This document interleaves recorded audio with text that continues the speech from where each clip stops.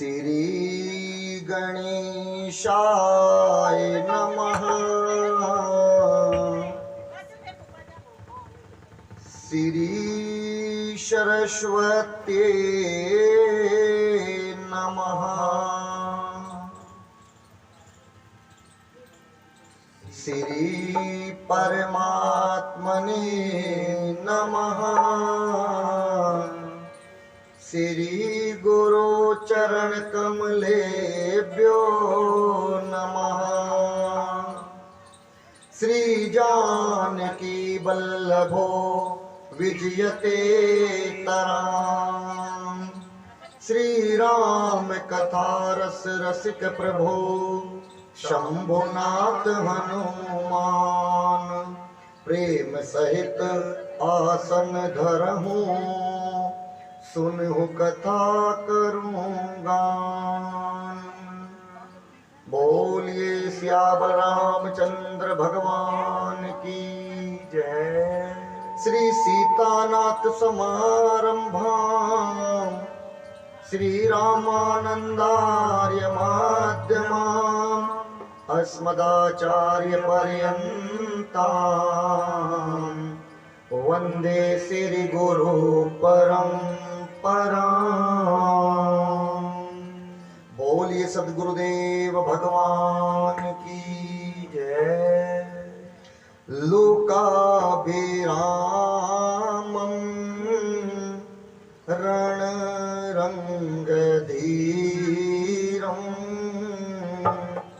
राजीवनेत्रं रघुवंशनाथं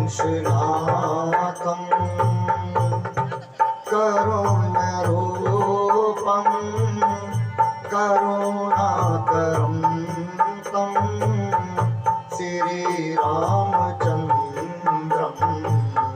शरणं प्रपद्ये। श्रीरामचन्द्रं शरणं प्रपद्ये। कर्पूरगौरं करुणावतारं संसारसारं भुजगेन्द्रहारं सदा वसन्तं हृदयारविन्दे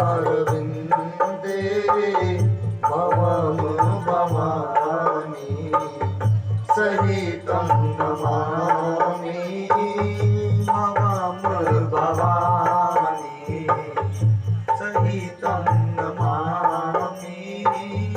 मनोजवं मारुततुल्यवेगं जितेन्द्रियं बुद्धिमतां वरिष्ठं वातात्मजं वानरयोधमूर्तं श्रीरामदूतं शरणं प्रपद्ये। श्रीरामदूतं शरणं प्रपद्ये। सीताराम राम राम सीताराम राम राम सीताराम राम राम सीताराम राम राम। राजा राम राम राम राजा राम राम राम राजा राम राम राम राजा राम राम राम। सीताराम चरण राखी मोरे। सीताराम चरण राखी मोरे। अनुदिन बढ़ाऊं अनुग्रह तोरे। अनुदिन बढ़ाऊं अनुग्रह तोरे। उमा कहाऊं मैं अनुभव अपना। उमा कहाऊं मैं अनुभव अपना।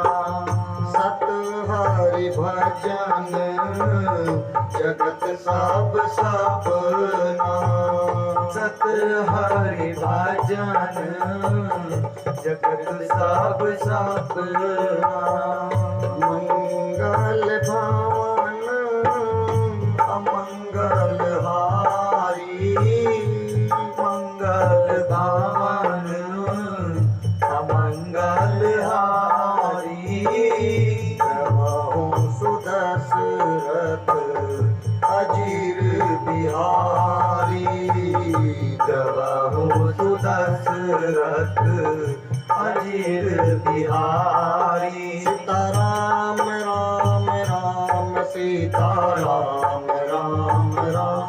ओ सीताराम राम राम सीताराम राम राम। ओ राजा राम राम राम राजा राम राम राम। ओ सीताराम राम राम सीताराम राम राम। माता रामो मत पिता रामचंद्र सर्वस्व। माता रामो मत पिता रामचंद्र स्वामी रामो मत सखा रामचंद्र। सर्वस्व में रामचंद्र दयालु। नान्यम जाने नैव जाने न जाने। बंदों सिर तुलसी के चरण। जिन कीन्हों जग काज। कली समुद्र बूढ़त लखेऊ। परगटऊ सप्त जहाज। सिया राम में सब जग जानी। करहूं प्रणाम जोरी जुग पानी। बोलिए सियावल रामचंद्र भगवान की जय। बाल कृष्ण भगवान की जय। पूज्यपाद श्री हनुमान की जय। श्री रामचरित्रमानस भगवान की जय। पूज्यपाद श्री गोस्वामी तुलसीदास जी महाराज की जय। ओम नमो पार्वती पतये हर हर महादेव।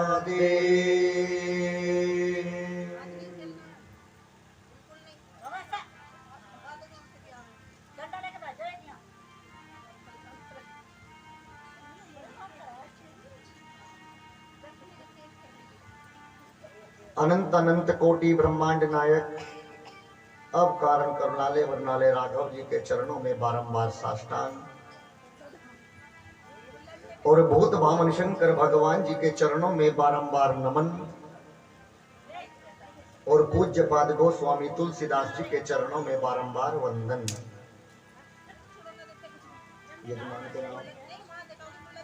यहाँ पर बैठी सभी मेरी माताएं बहनें, पिता तुल्य बुजुर्ग और नौजवान साथी और ये हमारी बाल मंडली, एक बार व्यासपीठ से सभी को जय सीताराम, जय सीताराम, जय सीताराम। आपके गगन विहार में चल रही 9 दिवसीय राम कथा के आप और हम आज यहाँ पर द्वितीय दिवस के रूप में एकत्रित हुए हैं।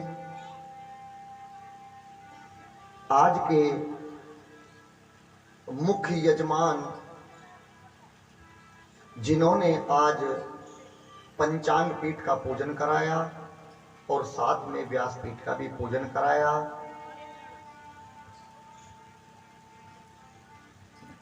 श्रीमान जी चौधरी सतीश राणा जी, उनकी धर्मपत्नी श्रीमती संजू राणा जी और उनके पुत्र आर्यन राणा जी, जिन्होंने आज पंचांग पीठ और व्यास पीठ का पूजन कराया। आप बड़े भाग्यशाली हैं, मेरे ठाकुर की कथा सुनने को आपको मिल रही है। कलयुग केवल नाम आधारा, सुमरि सुमरि नर उतर ही पारा। कलयुग में भगवान को पाने के लिए और कोई साधन नहीं है, केवल भजन ही एक साधन है। कोई यहाँ पर जितने भी भक्त लोग बैठे हैं, बताइए कि कल कथा कहाँ पर विराम ली थी? माँ पार्वती और शिव भगवान की शादी हुई थी, विवाह नहीं हुआ था।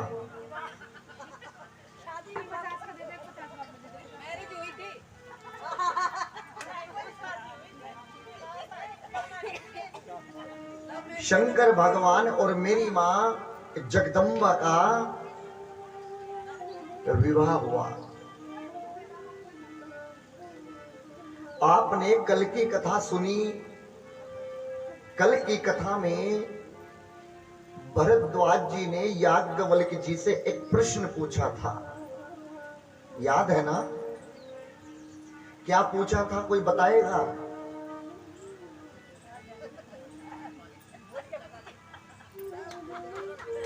बताइए। हाँ, देखो मेरी माँ बता रही है कि राम जी कौन है। कैसे पूछा था? राम कवन प्रभु पूछहु तो ही, कि राम जी कौन है।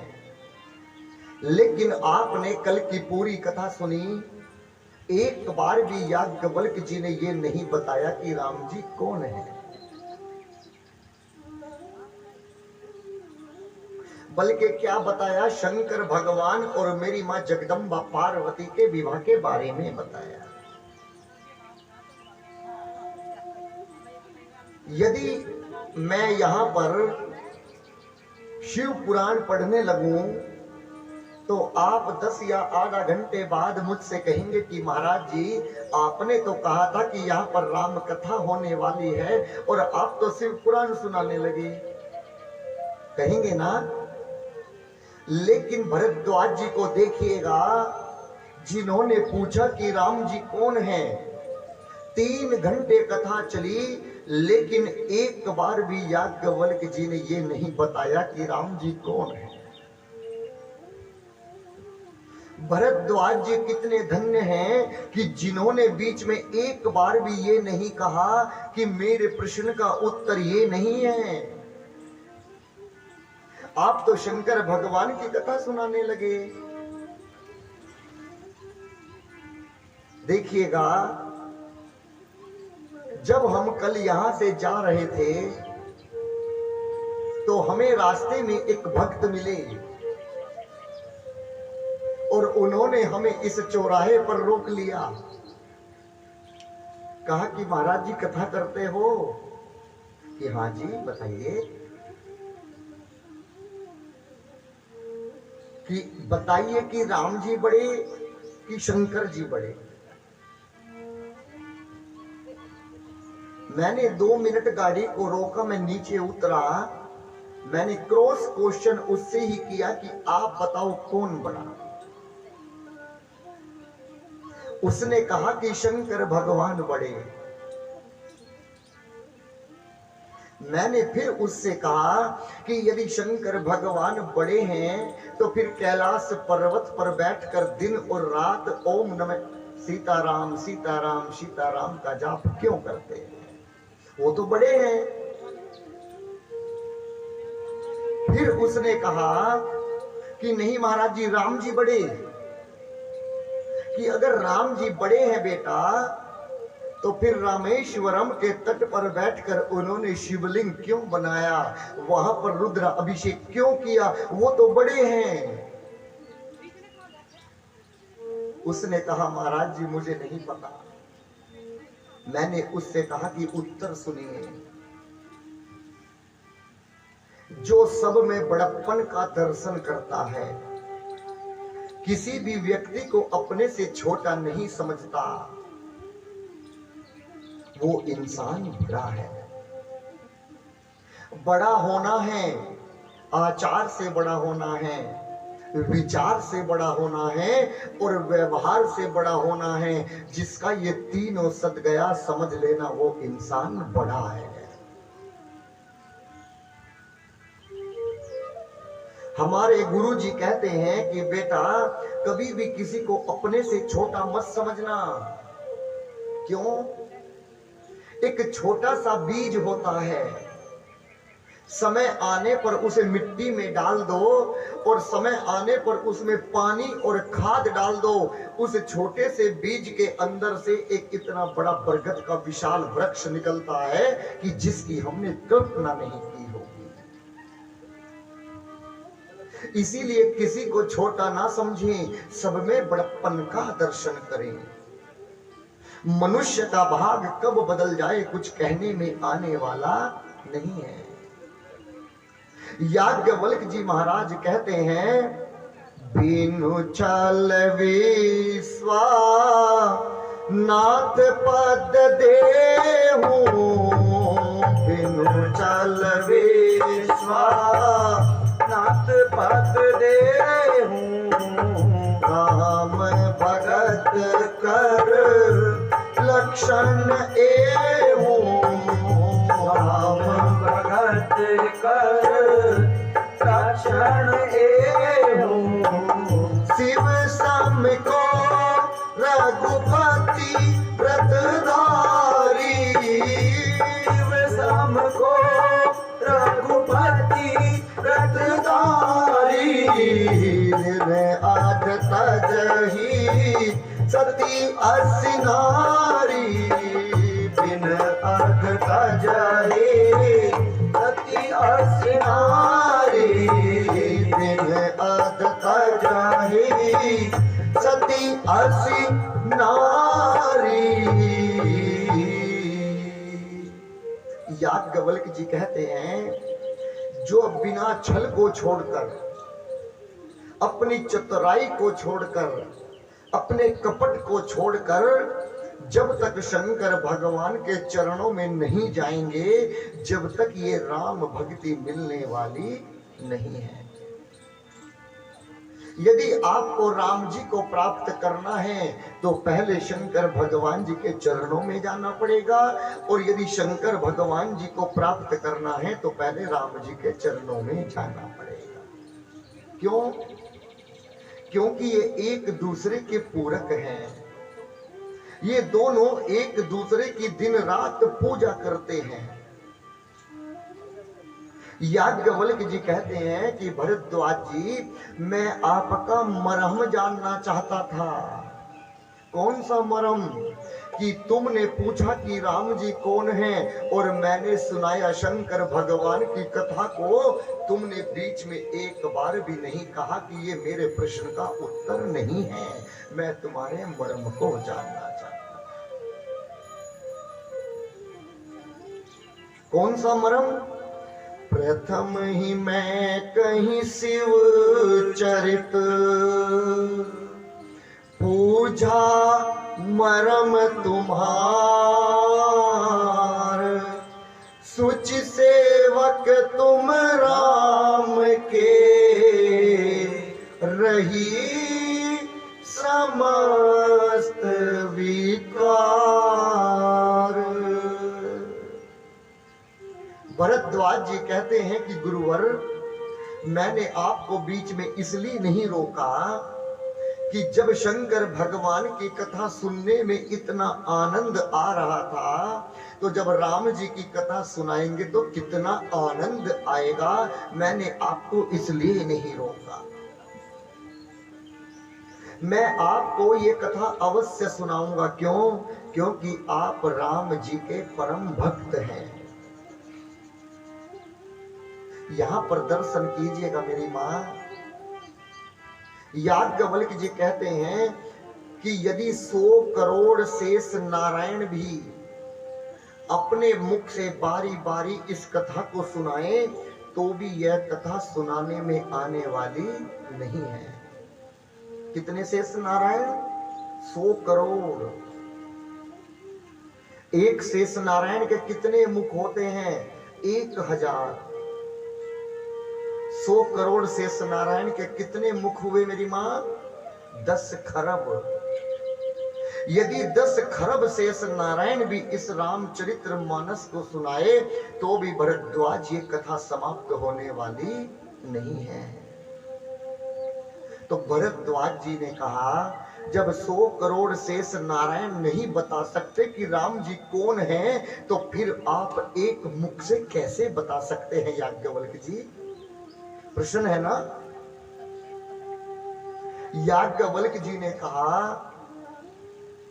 आप लोगों ने कठपुतली देखी है ना? कठपुतली लकड़ी की होती है, वो नाचती है। क्यों? क्योंकि एक पर्दे के पीछे एक व्यक्ति खड़ा हो जाता है और अपने 10 उंगलियों में उस कठपुतली के धागे बांध लेता है। वो धागे इतने बारीक होते हैं कि किसी को दिखाई नहीं देते, और वो जैसा चाहता है उसको ऐसा नचाता है। और हम लोग क्या सोचते हैं कि ये कठपुतली अपने आप नाच रही है। याज्ञवल्क्य जी महाराज कहते हैं कि भरद्वाज जी, मैं कौन होता हूं राम कथा को सुनाने वाला? ये जो मेरी जीभ है ये कौन है? ये सरस्वती है। और ये सरस्वती कौन है? ये कठपुतली है। और इसके जो धागे बंधे हैं वो मेरे प्रभु राम जी के उंगलियों में बंधे हैं। मैं कौन कथा सुनाने वाला होता हूं? जितना मेरे राम जी चाहेंगे मुझे उतना ही नचाएंगे, केवल उतना ही सुनाऊंगा। आप लोग क्या सोचते हैं कि आप अपने आप चलकर पांडाल में आ गए? नहीं। जो आपने जब से भागवत हुई है और अब तक जो आपने सत्कर्म किया है, मंदिर में बैठकर जो ताली बजाई है, वो ही सत्कर्म आपको इस पांडाल तक लाया है। वरना आप कौन होते हैं आने वाले?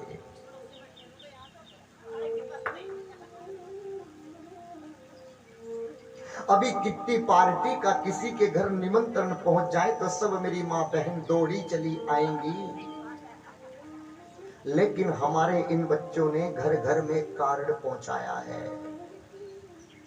पर यहां पर वो ही आएगा जिस पर रघुनाथ की कृपा होगी। पड़ोसी भी बैठकर घर में सुन लेगा लेकिन दर्शन नहीं कर पाएगा। क्यों? क्योंकि मेरे रघुनाथ नहीं चाहते। मैं आपको बताऊं, कल कथा हम काशी से उठाकर प्रयागराज लेकर गए थे और आज कथा को प्रयागराज से उठाकर कहां लेकर जाते हैं? कैलाश पर्वत। याज्ञवल्क्य जी महाराज कहते हैं, परम राम गिरी पर कैलाशो, परम राम गिरी पर कैलाशो, सदा जहां शिव उमा निवासो, सदा जहां शिव उमा निवासो, तेहि गिरि पर्वत विटप विशाला, तेहि गिरि पर्वत विटप विशाला, निज नूतन सुंदर सब काला, निज नूतन सुंदर सब काला, एक बार तेहि पर प्रभु गया हूँ, एक बार तेहि पर प्रभु गया हूँ, तरो विलोकी उर अति सुख भया हूँ, तरो विलोकी उर सुख भया हूँ, निर्कर दासी नाग रिपुछाला, निर्कर दासी नाग रिपुछाला, बैठे शंभु कृपाला। बैठे सहज ही सबको पाला, बैठे सहज ही सबको कृपाला।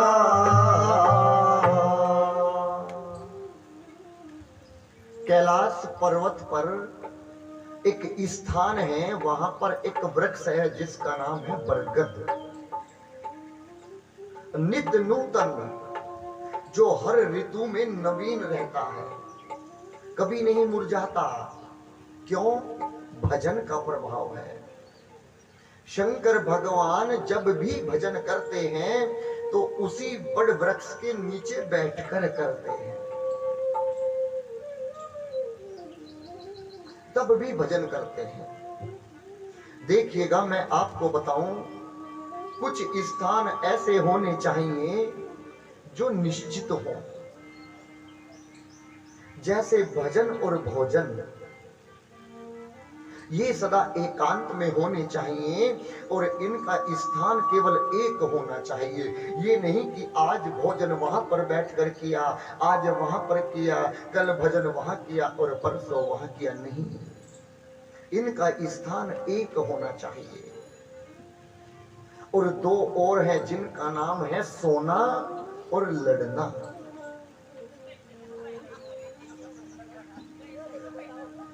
ये भी एकांत के होने चाहिए। क्यों? बताइए, अगर आप एकांत में नहीं सोएंगे तो कैसी नींद आएगी? और लड़ना, कहेंगे महाराज जी सब कुछ कर सकते हैं लेकिन एकांत में कैसे लड़ें?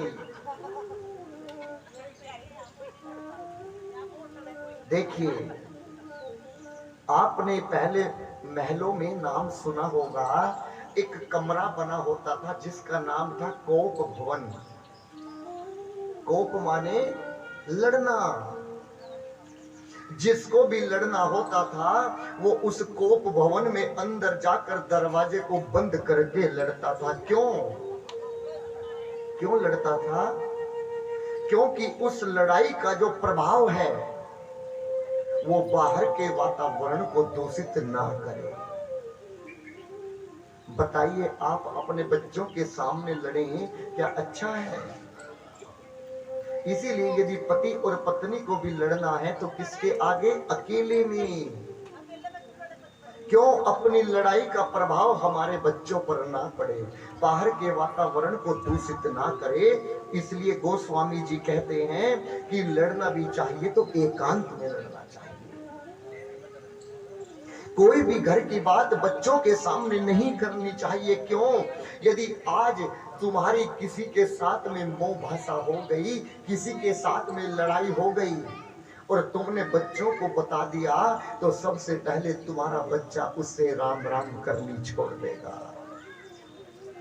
और यदि तुमने बच्चों के सामने नहीं बताया तो उसके बच्चे तुमसे राम राम करें या ना करें, लेकिन तुम्हारे बच्चे जब भी चाहेंगे उससे राम राम अवश्य करेंगे। और वो क्या सोचेगा कि देखो, इतना कुछ होने के बाद भी उसका बच्चा हमें प्रणाम करता है। ये संस्कार है जिन्हें हमें भूलना नहीं चाहिए। शंकर भगवान तब भी भजन करते हैं तो केवल उस कैलाश पर्वत पर जो बड़ का वृक्ष है उसी के नीचे करते हैं, अन्यथा उन्होंने कोई दूसरी जगह पर आज तक भजन नहीं किया। लेकिन आजकल तो बफेलो सिस्टम है, जानवरों वाला खाने का सिस्टम। किसी शादी विवाह में यदि नीचे पंगत में पत्तल पर भोजन दे दिया तो लड़ाई हो जाएगी। जब तक जानवरों की तरह खड़े होकर नहीं खाएंगे, घूम घूम कर नहीं खाएंगे, जब तक खाने का आनंद आने वाला नहीं है।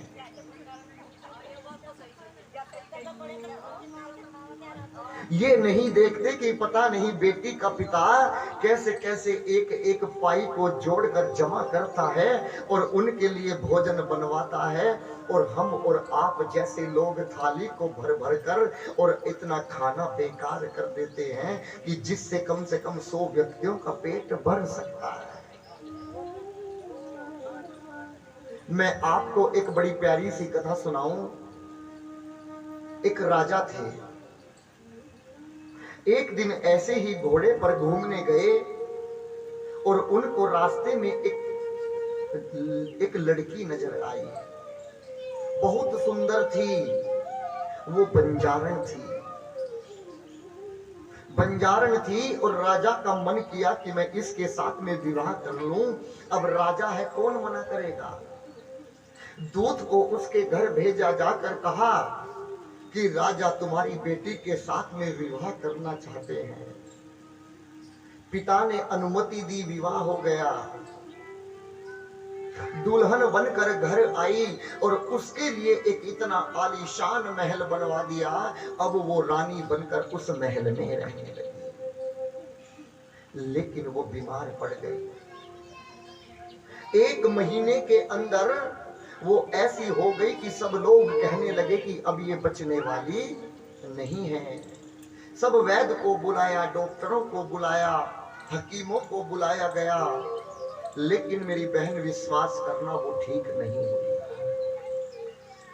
वहीं से एक बंजारा गुजरा हुआ जा रहा था। उसने कहा कि मैं आपकी पत्नी को अच्छा कर सकता हूं।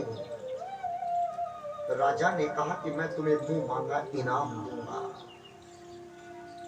उस बंजारे ने क्या किया, कहा कि महाराजा ये इसलिए बीमार है कि आप इसको अपने साथ बैठकर एक साथ भोजन खिलाते हो, ये इसलिए बीमार है। क्यों? राजा ने कहा कि एक साथ भोजन खाते हैं तो बीमार हो जाते हैं कि हाँ, ये बंजारण है, इसको घूम घूम कर खाने की आदत है। जब तक इसके पांव में तुम घुंघरू नहीं बांधोगे और थोड़ा थोड़ा भोजन पूरे महल में कटोरी में रखवा दो, ये छम छम करती घूमेगी और जगह जगह पर भोजन को खाएगी। ये अपने आप स्वस्थ हो जाएगी, कोई दवाई की आवश्यकता नहीं है। और राजा ने ऐसा ही किया। वो बंजारण 2 दिन में ही स्वस्थ होने लगी। क्यों? जब हमें घूम घूम कर आदत पड़ गई है खाने की, तो हम एक जगह पर बैठकर कैसे खा सकते हैं। अब तो पत्नी से पति कहता है किचन में कि जल्दी एक पराठा और दे। बहू आगे बनाती है, पति पीछे पीछे खड़ा होकर गरम गरम खाता है। मम्मी जल्दी एक पराठा और दो। अरे यार जल्दी दो। अरे माँ तो बहुत दूर की बात है। अरे यार जल्दी दो। और माँ भी कहती है कि बेटा अरे यार अभी लाई। बताइए मैंने गलत तो नहीं कहा? हम लोग अपने संस्कार को ऐसे नष्ट करते जा रहे हैं कि हम लोग सोच नहीं रहे हैं कि हमारा बेटा हमें क्या कह रहा है। वो यार कह रहा है। बेटे की कोई गलती नहीं है, क्योंकि माँ भी बेटे को कहती है कि यार खड़ा हो, एक गिलास दूध पी ले। उन्हें नहीं पता यार का मीन्स क्या होता है। ये हमारे संस्कार बिखरते जा रहे हैं, इन्हें हमें बचाना है। अगर बेटा यार कहता है तो एक चांटा वहीं पर उसके गाल पर लग जाए तो मैं मानता हूं कि अगली बार यार नहीं कहेगा।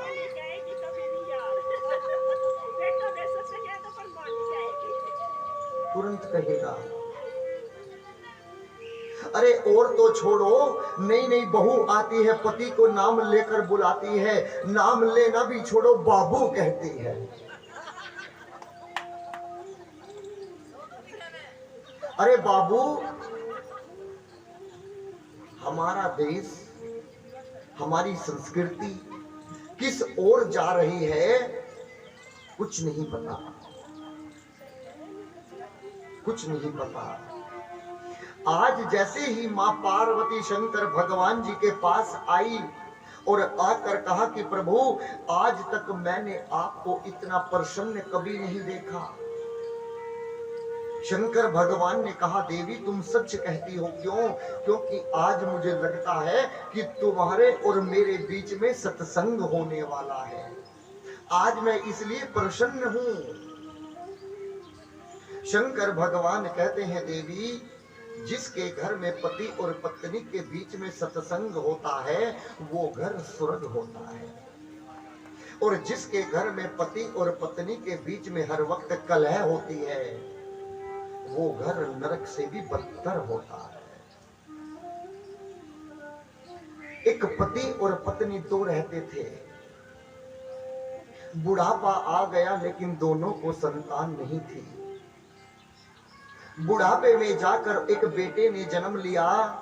एक पड़ोसन आई, कहा कि चलो बहन एक कथा चल रही है, चलो राम कथा सुनने चलते हैं। उसने कहा कि अब मैं राम कथा सुनने नहीं जाऊंगी। क्यों? क्योंकि अब मैं अपने बेटे को बड़ा करने में लगी हूं। अब जितना प्रेम अपने पति से करती थी उससे अधिक प्रेम अपने बेटे से करने लगी। एक दिन उसने अपना बेटा इतना बड़ा बना दिया कि वो अपने माँ और बाप को छोड़कर विदेश में नौकरी करने के लिए चला गया।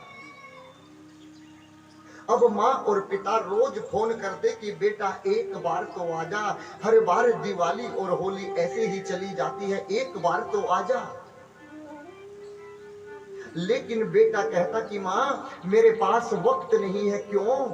क्योंकि उसने भी विदेश में जाकर शादी कर ली। माँ कहती कि बेटा एक बार आजा। बेटा कहता कि माँ मुझे बेटा हुआ है, अब मैं अपने बेटे को बड़ा करने में लगा हूं।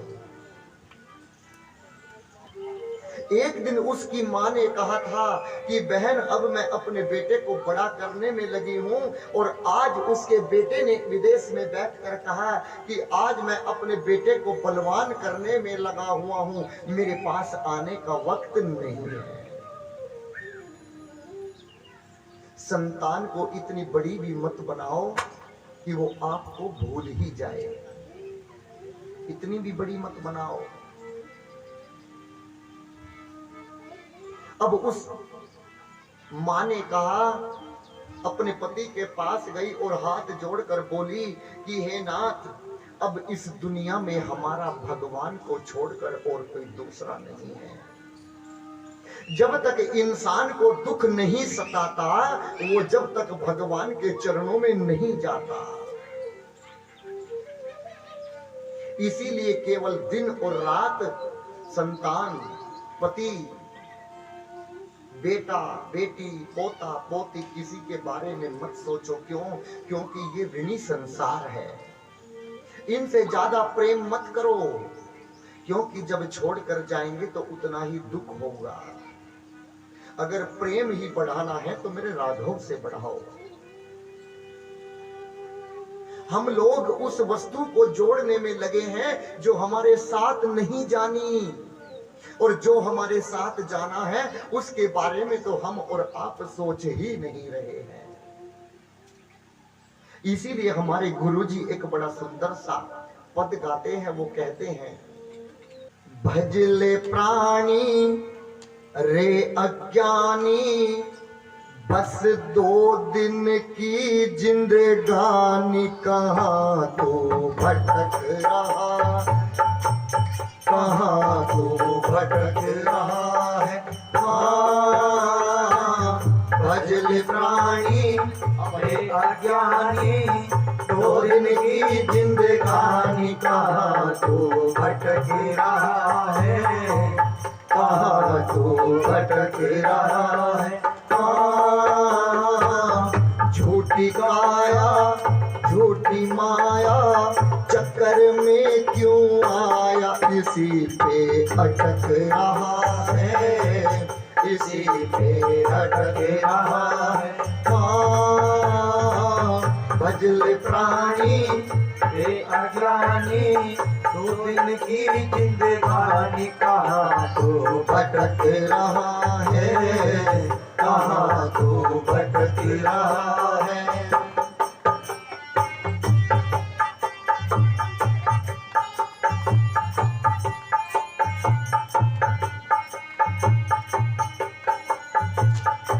नर्तन मिला है तुझे, खो क्यों रहा है इसे खेल में।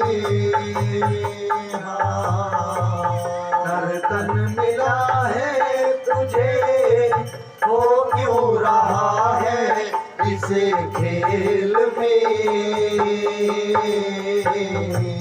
कंचन सी काया तेरी उलझी है विषयों के मेल में। हाँ, कंचन सी काया तेरी उलझी है विषयों के मेल में। सुख और तारा वैभव सारा कुछ भी नहीं है तुम्हारा। कहाँ तू भटक रहा है, कहाँ तू भटक रहा है। हाँ, भजल प्राणी रे अज्ञानी, 2 दिन की जिंदगानी कहाँ तो भटक रहा है, कहाँ तो भटक रहा है। जय हो।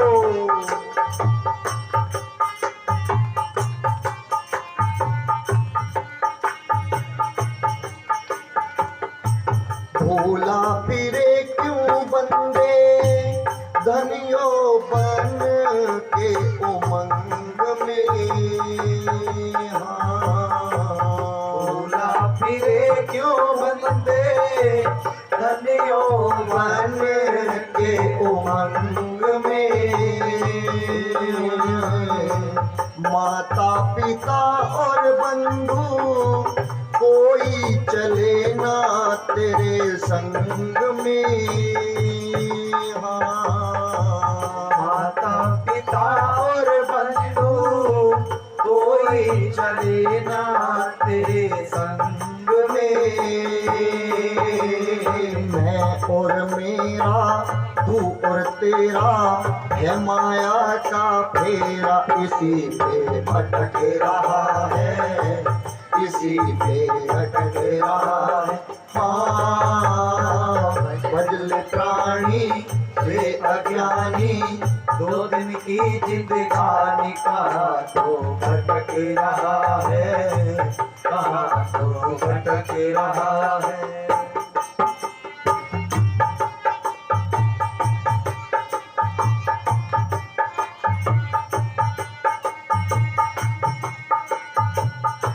दुनिया अनेक भरमी, प्रभु की कृपा से नर्तन पाया है।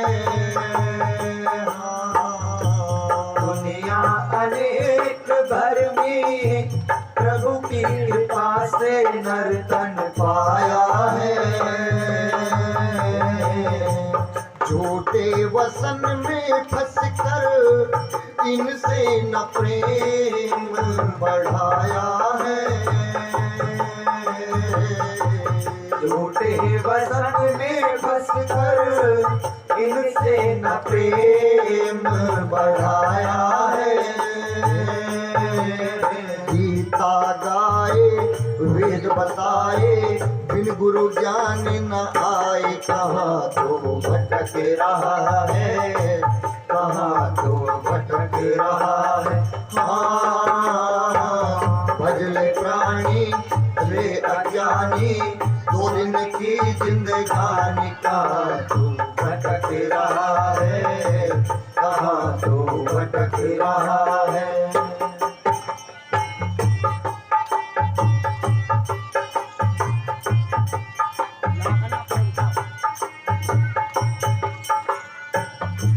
चंचल गुमानी मन,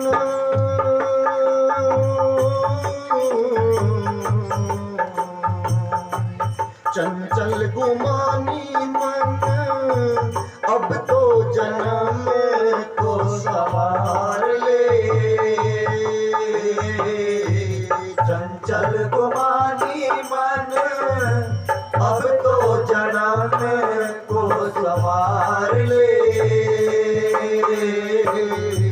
फिर ना मिलेगा तुझे अवसर ऐसा बारंबार रे।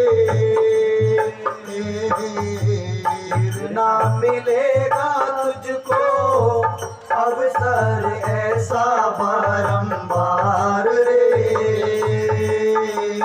रे अज्ञानी तज नादानी भजल सारन पानी। कहाँ तो भटक रहा है, कहाँ तो भटक रहा है।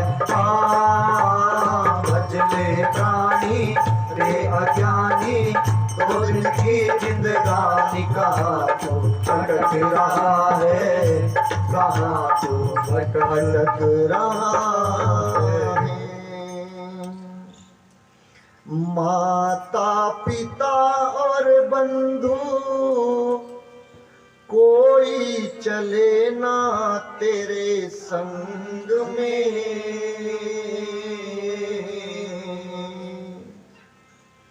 मैं और मेरा, तू और तेरा, कुछ भी नहीं है तेरा। यहीं सिर पटक रहा है, यहीं सिर पटक रहा है। वो भगवान के चरणों में गई और उस दिन के बाद अपनी संतान को भूल गई, केवल भगवान का भजन करने लगी। कुंती ने क्या मांगा भगवान से? जब महाभारत का युद्ध समाप्त हुआ, जब कृष्ण भगवान जाने लगे तो कुंती बुआ ने कहा कि हे कृष्ण, आज एक बुआ अपने भतीजे से नहीं, आज एक भक्त अपने भगवान से कुछ मांगना चाहती है। कृष्ण भगवान ने कहा कि बुआ, जब तूने मुझे भगवान ही समझ लिया तो मांग क्या मांगती है। आज तू जो मांगेगी वो तेरे चरणों में लाकर रख दूंगा। कुंती बुआ ने कहा कि मुझे दुख चाहिए। भगवान रोने लगे, क्यों? अरे बुआ, तूने मांगा भी तो दुख मांगा। आज तू इस संसार की कोई भी वस्तु मांग लेती, जब तूने मुझे भगवान समझ लिया मैं लाकर तेरी झोली में डाल देता। तूने दुख क्यों मांगा?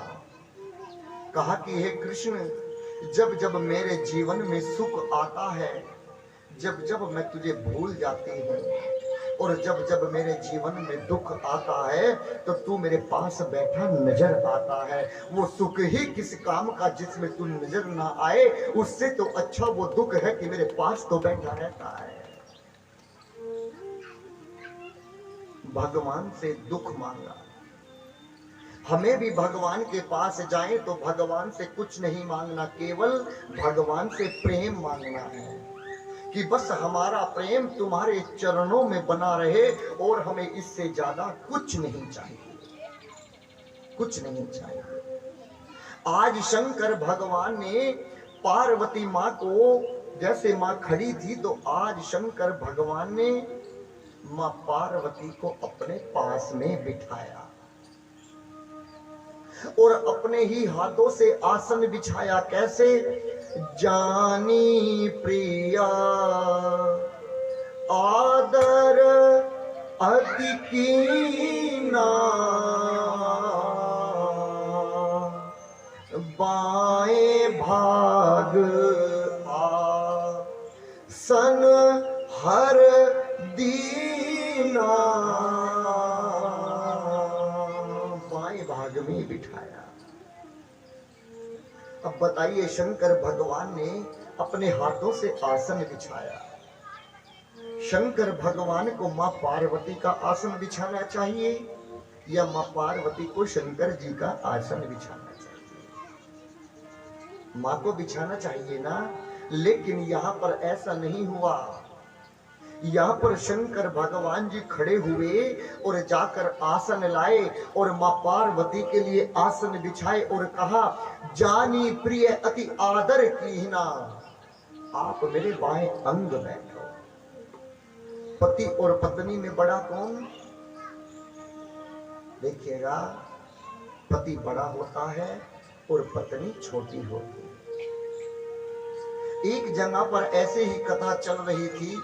मैंने कहा, वो यजमान थे, बोले कि महाराज जी आप तो 9 दिन बाद कथा कर कर चले जाएंगे, हमें तो यहीं पर रहना है। उसने कहा कि पत्नी ही बड़ी होती है महाराज जी।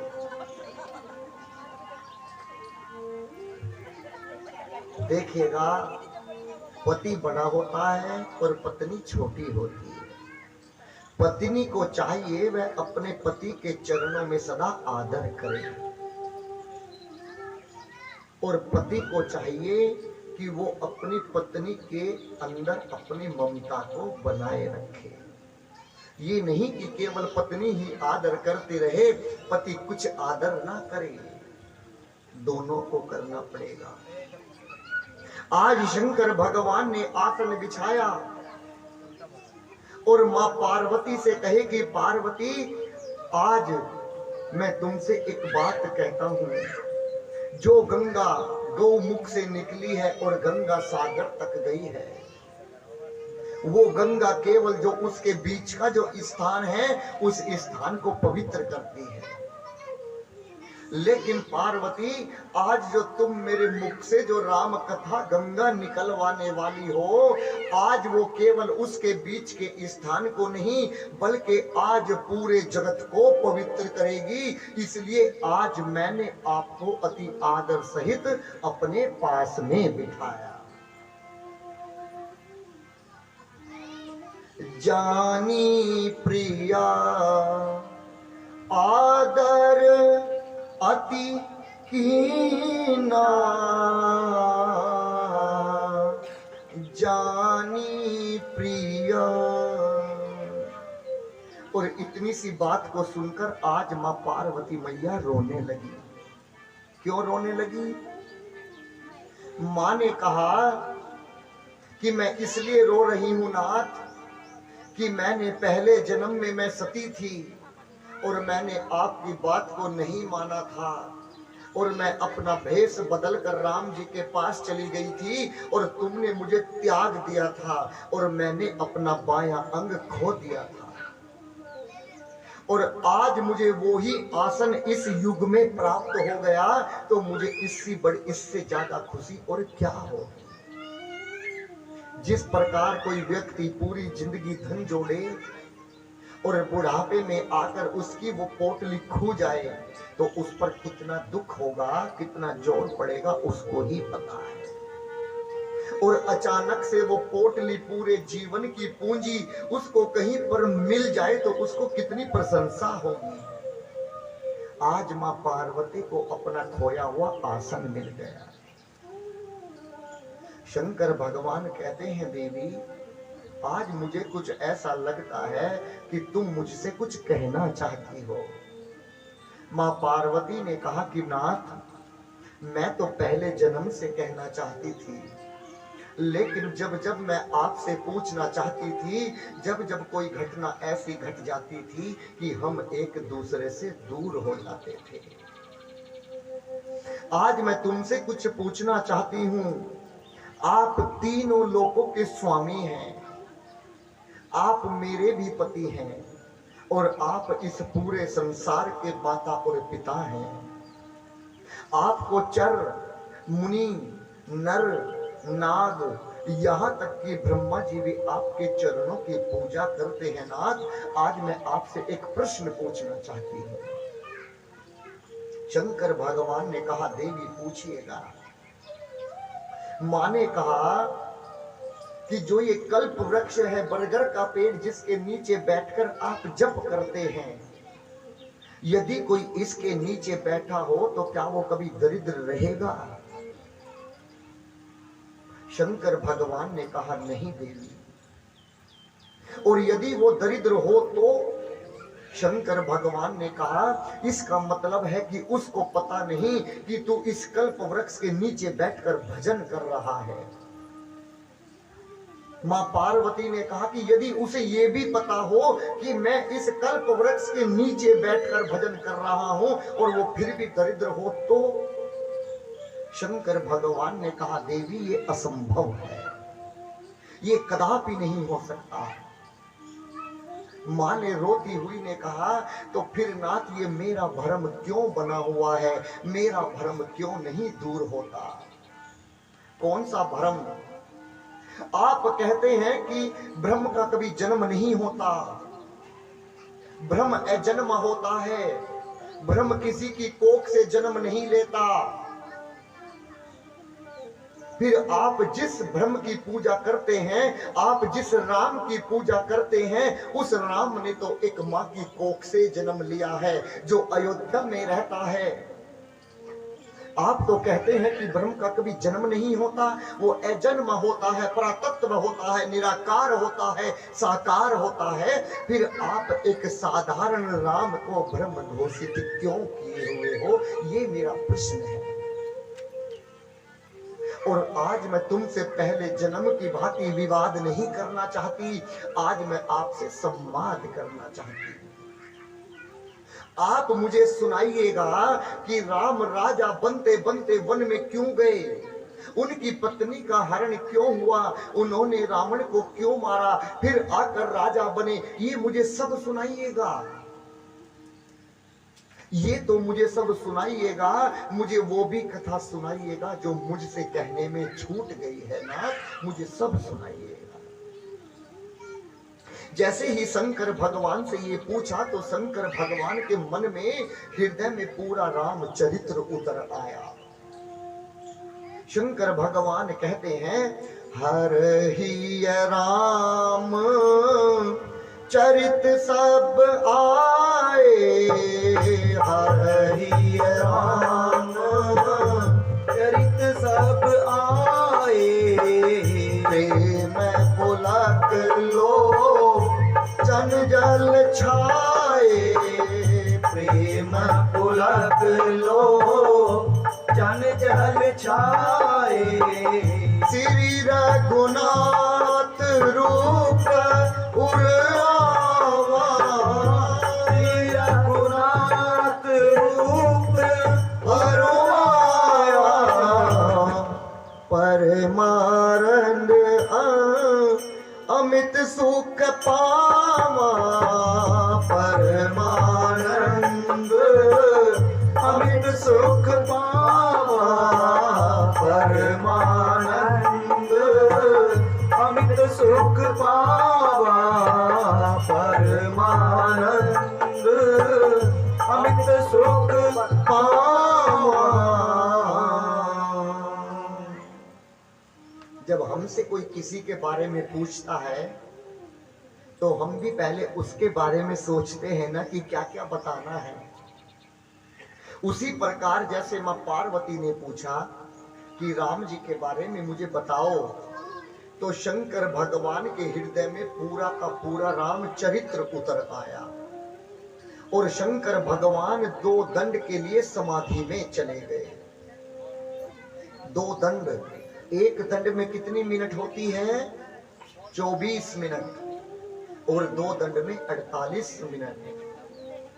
शंकर भगवान 48 मिनट के लिए ध्यान में चले गए और जैसे ही ध्यान में से उनकी आंखें खुली, मगन ध्यान दरस दंड जुग, पुनि मन बाहर कीन, रघुपति चरित महेश तब, हर्षित बरनय लीन।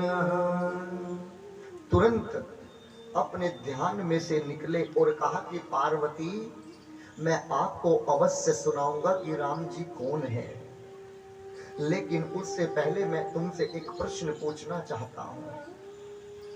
यदि पार्वती किसी कमरे में कोई व्यक्ति सो रहा है और रात के 2 बजे हैं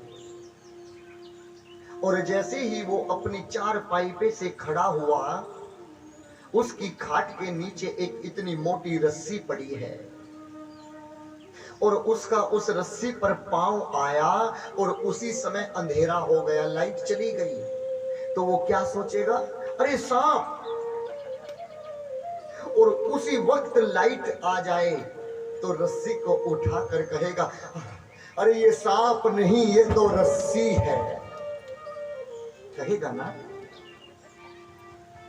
उसी प्रकार देवी, जिस प्रकार रोशनी के अभाव में सांप ही, रस्सी ही सांप जान पड़ती है, उसी प्रकार जब तक हमें भगवान के बारे का अभाव है, जब तक हमें ज्ञान नहीं है, एक राम साधारण मनुष्य ही नजर आता है। और जब हमें ज्ञान बढ़ जाता है तो हमें राम जी एक साधारण पुरुष नहीं, वो ब्रह्म नजर आने लगते हैं। ये ज्ञान का अभाव है। देखिएगा, मैं आपसे पूछता हूं, आप बताइए, मां बताएंगी जो आगे बैठी हुई मां। मां, यदि आप यहां से कथा सुनकर अपने घर जा रही हैं, रास्ते में आपको दो मूर्ति नजर आई, एक राम की और एक रावण की, दोनों मिट्टी की हैं, उठानी एक है, तो आप कौन सी लेकर जाएंगी? राम जी की ना। आज कथा को दूसरा दिन है, फिर दो मूर्ति नजर आई, एक राम की और एक रावण की, दोनों मिट्टी की हैं। आज भी एक उठानी है, तो कौन सी उठाएंगी?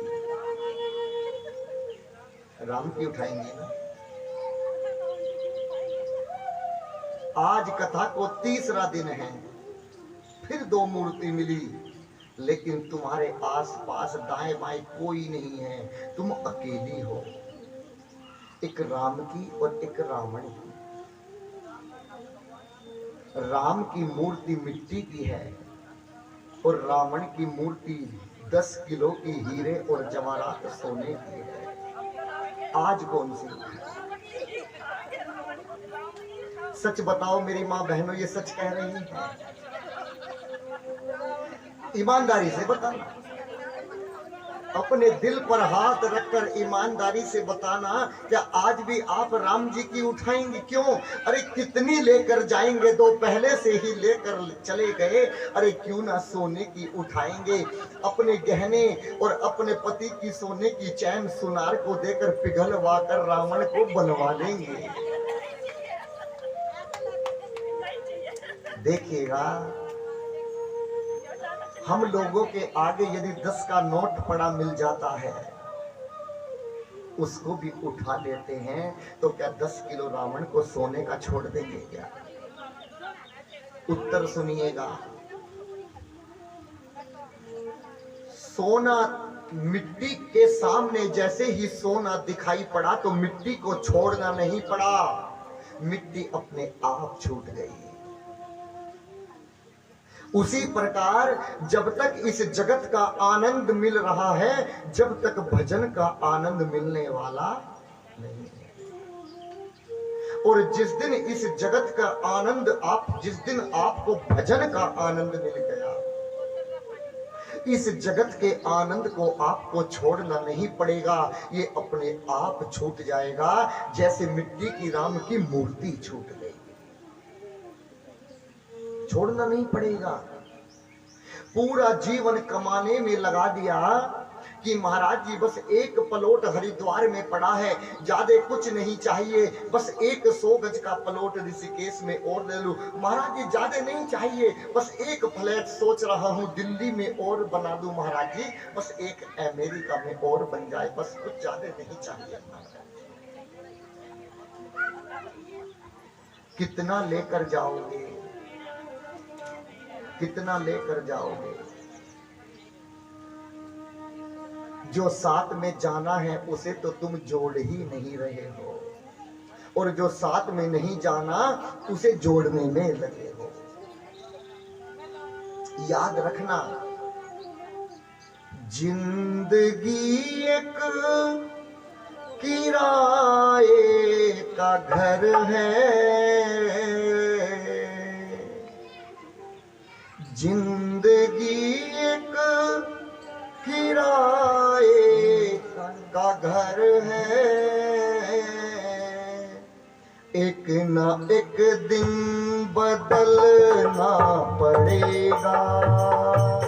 जिंदगी एक किराए का घर है, एक ना एक दिन बदलना पड़ेगा। जिंदगी एक किराए का घर है, एक ना एक दिन बदलना पड़ेगा। जिंदगी एक किराए का घर है, एक ना एक दिन बदलना पड़ेगा। और मौत जब तुझको आवाज देगी, मौत जब तुझको आवाज देगी, घर से बाहर निकलना पड़ेगा। मौत जब तुझको आवाज देगी, घर से बाहर निकलना पड़ेगा। जिंदगी एक किराए का घर है, एक ना एक दिन बदलना पड़ेगा।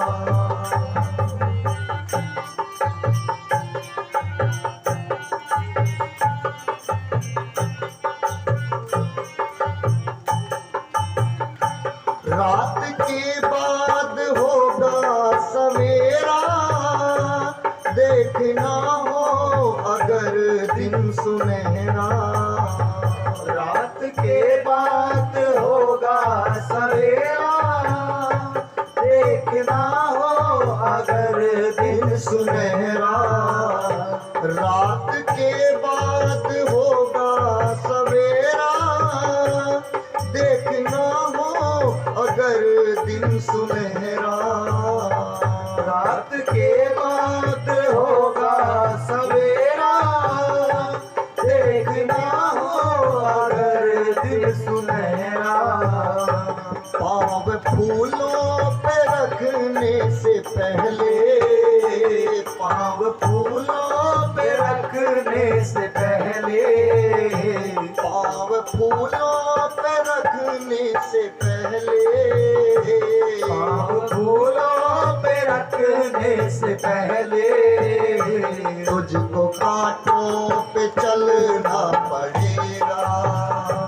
पाँव फूलों पे रखने से पहले, तुझको कांटों पे चलना पड़ेगा।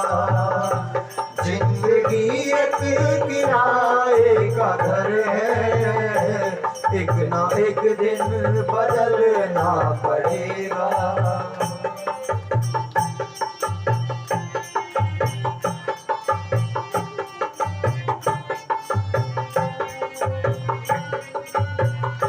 ये जवानी है 2 दिन का सपना, ढूंढ ले जल्द तू राम अपना। ये जवानी है 2 दिन का सपना, ढूंढ लेना जल्द राम अपना। ये जवानी है 2 दिन का सपना, ढूंढ ले राम तू जल्द अपना। ये जवानी है 2 दिन का सपना, ढूंढ ले राम तो जल्द अपना।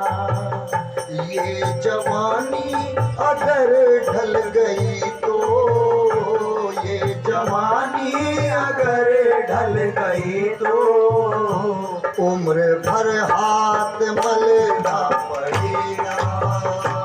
ये जवानी अगर ढल गई तो, उम्र भर हाथ मलना पड़ेगा। जिंदगी एक किराए का घर है, एक ना एक दिन बदलना पड़ेगा। जय हो।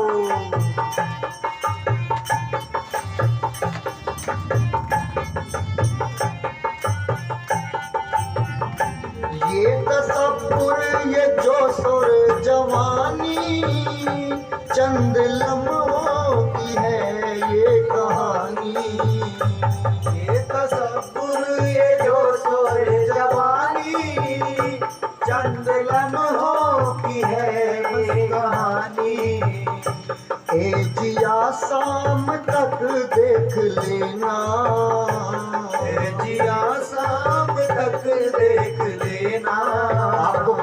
चाहिए ना? कौन सा प्रमाण? ये जवानी कितनी देर की है? मैं प्रमाण भी देता हूं। ए जिया शाम तक देख लेना, ए जिया शाम तक देख लेना, ढलते सूरज को ढलना पड़ेगा। ए जिया शाम तक देख लेना, चढ़ते सूरज को ढलना पड़ेगा। जिंदगी एक किराए का घर है, एक ना एक दिन बदलना पड़ेगा। जिंदगी एक किराए का घर है, एक ना एक दिन बदलना पड़ेगा। प्रमाण, अब सूरज ऊपर चढ़ा है, शाम को देख लेना, इसको भी नीचे ढलना पड़ेगा। कब तक जवान रहोगे? क्यों करते हो इतना गरूर अपनी सुंदरता का? सब ढल जाएगी। भगवान के चरणों में अर्पण कर दो। ना कुछ किया न कर सका, न करने जोग शरीर, जो कुछ किया सो राम ने, भयऊ कबीर कबीर। हम और आप क्या कर सकते हैं? कुछ नहीं। मैं आपको बताऊं, एक नगर में एक राजा रहता था। उस नगर का नियम था कि जब राजा 70 साल का होता था तो एक नदी थी, उस नदी के पार उसको पालकी में बिठाकर और उस भयभीत जंगल में छोड़ा जाता था। उसे वहां के हिंसक जो पशु थे, शेर थे, वो खा जाया करते थे। जैसे ही एक राजा 70 वर्ष का हुआ, उसको पालकी में बिठाया और पूरे गांव के लोग उस राजा को छोड़ने जा रहे थे, तो वो राजा हंस रहा था।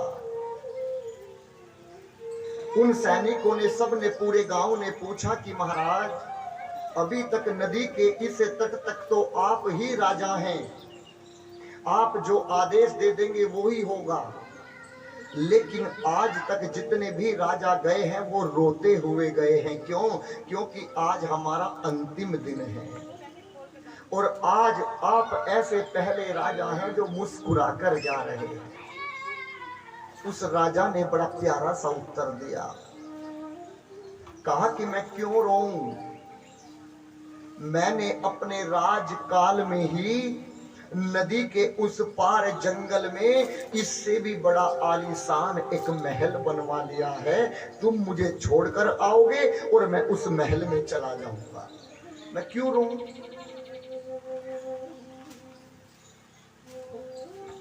ये कथा हमें समझाती है कि जब हमें मरने के बाद उस नदी को पार कर कर जाना है, तो आप भी पहले, मरने से पहले एक इतना अच्छा महल बना डालो वहां पर कि आपको वहां पर किसी के दरवाजे ना खटखटाने पड़े, अपने ही जाकर मकान में घुस जाओ।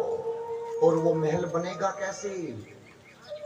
जय सीताराम, जय राधे श्याम, ओम नमः शिवाय, ओम नमः शिवाय। लेकिन पूरे दिन में कितना भी जपो, शाम को किसी की चुगली कर दो, सब खत्म।